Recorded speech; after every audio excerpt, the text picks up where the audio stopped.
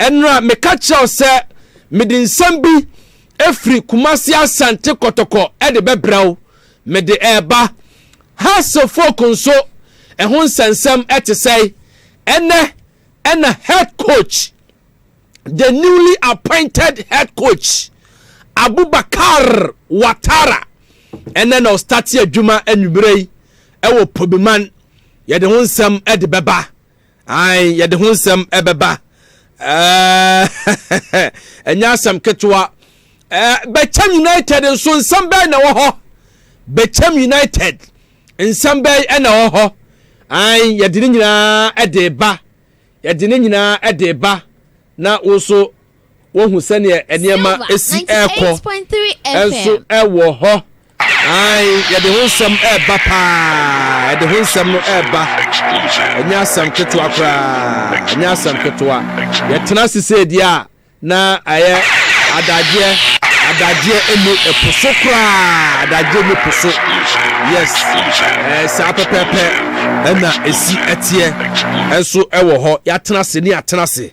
ni de nsem no eba yi pa nya asem ketwa na enya asem ketwa kra nsem no de aha ena obete no abrante de di Safiu Abdo ni update me de baba ai tam chuku me de baba pa Ibrahim Moro so ho nsem te sei me de nyina e de ba na wonso wahu Solomon Sarfo Taylor enso me de nsem bi ebe fa ne ho e de aba ai ena eye Asante Kotoko head coach Dr. Prosper Nete Ogum ono so wakasa me de ho nsem e de beba pa na wohu sane niema no esi eko enso ewo ho nti kopim se smedbiasa ebe pa no num ho no oni entenase pa de oso utibia obete na osu ohu sane niema esi eko enra ana me catch out se Brekum Chelsea head coach Christopher Enin ai me catch out se ene obepiemu ewo Brekum na ode ose ayoyo sesi ame no kase owonsu atre MTN FA Cup run of 16 koso between Insuatreman and Brekum Chelsea koso ai 90 minutes ni ba na wiye no obia ntimi shebi nti hese atopreku bi beba na yehudu obeyi no nyonko ede afrim ni nya na se Christopher Enin ewonsu atre a obonani akohoma onte dugout na mom owonsu atre ote stance ni ma ohwe mrante no esan se onfa boys no enye training na assistant coach o recommend no edema mpanyimfo no ono ena ete dugout any other technical members na omo hwe senior proceedings no ebesi akọ na ono head coach ne de ote stance ni ma aka ne na atoso ohwe game no kakra head game na afi ohun senior niema esi etie enso ewo ho nti coach Christopher Enin ono so ehonsam ena mede amount no yanko yanim Brekum anase Beckham United misal muntie nie pa Beckham United ene ni coach o suspend no eya Bismarck Kobimensa honsensam ai me the update eba Beckham United ene Bismarck Kobimensa coach head coach honsensam ete say ye de honsam eba ye be catch last year ena me catch say Beckham United are suspended the head coach Bismarck Kobimensa was suspending head coach Bismarck Kobimensa na o suspending coach no besi ne on free coach ni se coach ni meya adwuma ni nyina ne se coach no akwa complain se omo salary omo technical team no salary ehon sensam to say yemfa ema omo na ye the playing body dia omo aka omo technical team no yemfa ema omo ena okobusa mpanyimfo se na omo so sika no dabai ena eba ena agama report no chese agama anya ne de bankroller edema Bechem United anya ne de enunti okache omo se abrante no akasa edietia no enunti enam saa omo suspended no indefinite suspension enom de ma abrante no besine omo enfre no na enu na abrante no ne lawyers yes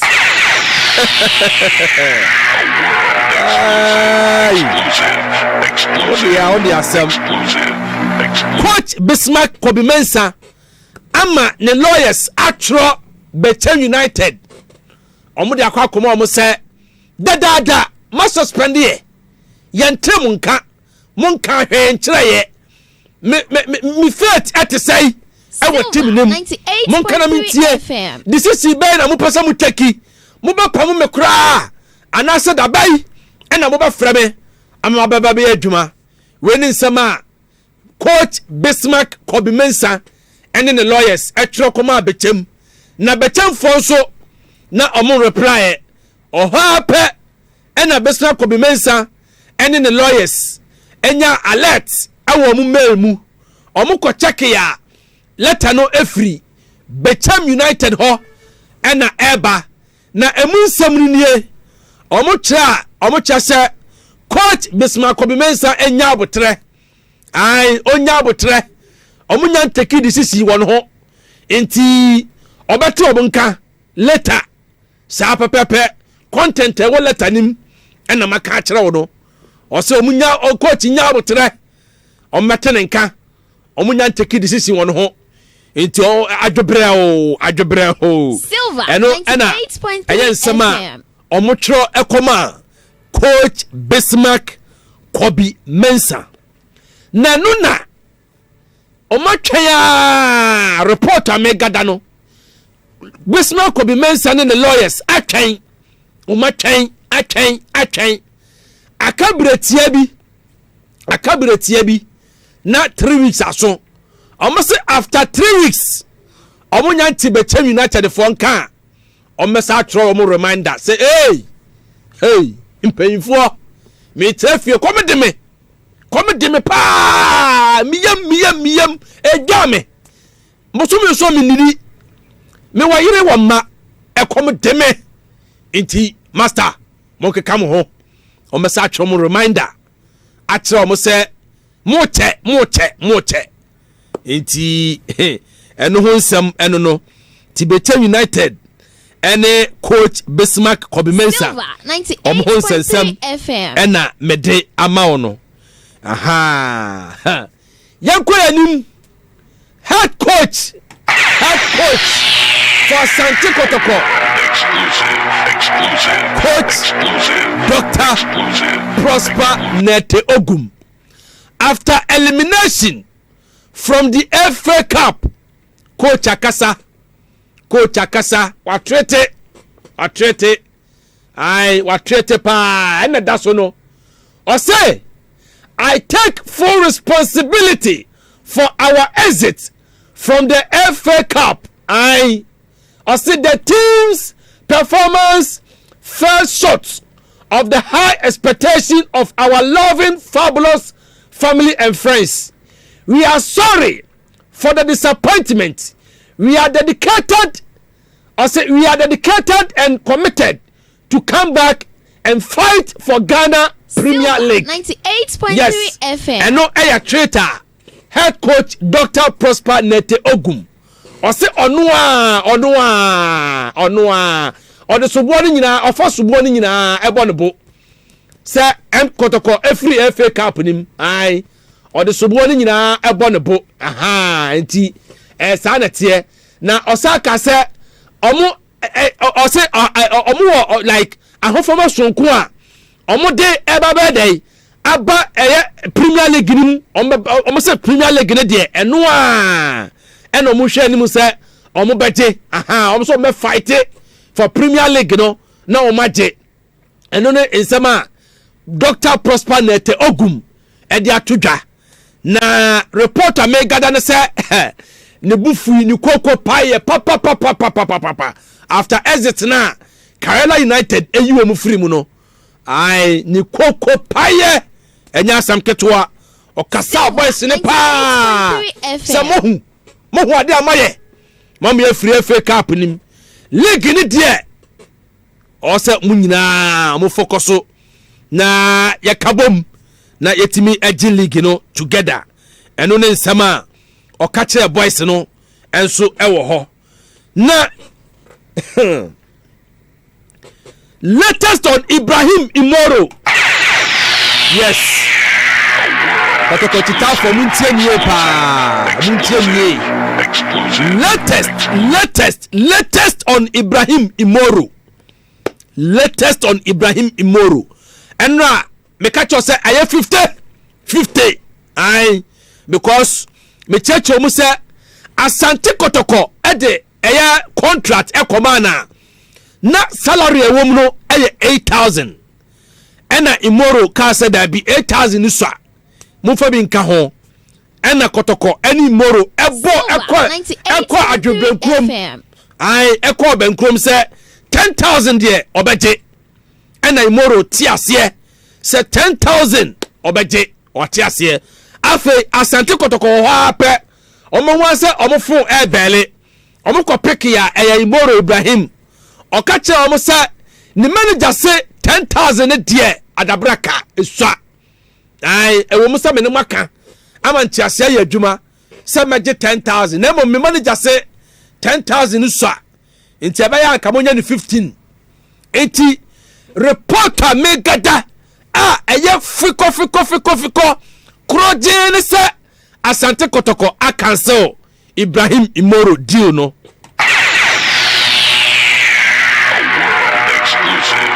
Yes. Reporter me gada no. Aye. Asante Kotoko Imoro deal no is off. Yes. Silver. I say na me kan kira. Ibrahim Imoro. Aye. 15 na no budget dia ene. Asante Kotoko etwanabo. Omo twanabo pa anti eno no reporter me gada ede free eye Imoro ni Asante Kotoko asoye ai ya ni waka no say ya ma 8 o say 8 ni so nti ya fa bi nka ho ya increase ya ni wakọ adwumbra krom anase bankrom aye no 10 wati ase yo mate ye contract ye nyanwie kra na ofre ye and I say I manager say 15 nti reporter me gada ne say Kotoko tintong time enye ntwa enye ntua eno ne reporter me gada enso a me bo akire e de amamo unsa ha de ye ka asama e te said ye this stamp post so say panyan enim de ye ka 8.3 ye ka asam e twantro ana ye ka asam wa ha ema entomfa hoda enti eyesa enetie Asante Kotoko Imoro Ibrahim deal no aye tinton time. Yes imprempra ye ginan enne ya me no kase aye tinton time se ebia emre da yenim ena abrante no besesa na adwen se ye menum ho besremo a ene yenim besesi ya me no kase is off deal no aye off enti ekitafo na mo dwene se Imoro Ibrahim besi akan e de ma Asante Kotoko no montuma adwenem muntwamo anti we ni nsama mede mamo enso ewo ho na boys we mo exclusive ya mon kai o mo chida 98.3 FM eno an se waka no kore se ebia me pesa me imodoba fo afre me ai petrocop fo afre me ntino me pesa me ko eno an se waka no kore na de ne 15 10 sa dada pilolo sa mpimpefo amenimpefo ai amenimpefo ena omo ese deal no de omo nya interested biem nti no sa enetie nti Kotoko chitafo nsema magada mede mamono no because dani dan nyina nkofo fra me Piero Imoro de no akosi sei eno ena mewurem a mede bremo no on say ye de ye ka na ya ka nti asem no eno no na Silver 98.3 FM. off.Fatau Safiu. off.Fatau Safiu. Exclusive. And now Mr. Mobo. Say and who send me be sorry me catch them. Say who send me wa ha. Me de beba. One Sarfo Taylor. Sarfo Taylor and so asem me wa muntamu chuku. Aha ne set records no straight. Yes, you can, you can. We set the pace for others to follow. Inti asem no eno no. off.Fatau Safiu nsam no say enesitiye. Me be catch you say enra reporter me gada ya kra say yesi abrantie na busuafo techiman omu twa dwadwo su. Omra ho papa nyasam ketwa ai omura ho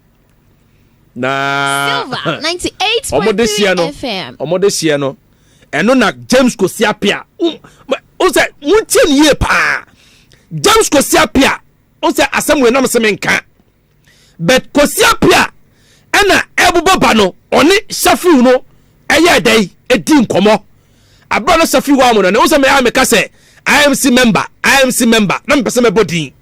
James Kosiapia wakasa enuta maboni din no o say sanka Safiu no kan no kra initially kire ono no James Kosiapia no say a person ho a ikobe ho akwan a obefo so communicating to the members of the IMC and as a head coach Safiu no kan no kra kire no tienie pa Safiu no anka no kra according to James Kosiapia asema de bia ma no gusu aya meka no se Safiu no kra bia nati otiase eti Kosiapia kasai no say Silver Safiu no ka chere say FM. ba mi bei me de trunk na ba o me koto bi enye papa eti samama me time dia o se wanka sa nkyere no kono so be hu kwan a obefa so communicate to other members no otiase o se Safiu na nka no kra ankyere omo ai wanka no kra ankyere omo nti eno so ne nsema ho o se Safiu ni bai no musa ne se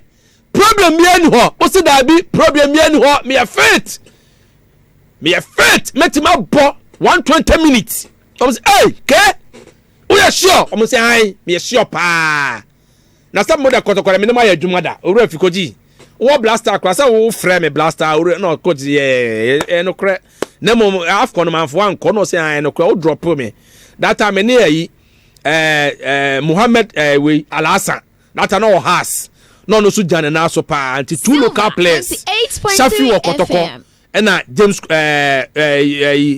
Muhammad Alasan so has and omo call Dubai omo be call afcon no Egypt and you drop you omo me kai pa you drop omo mienu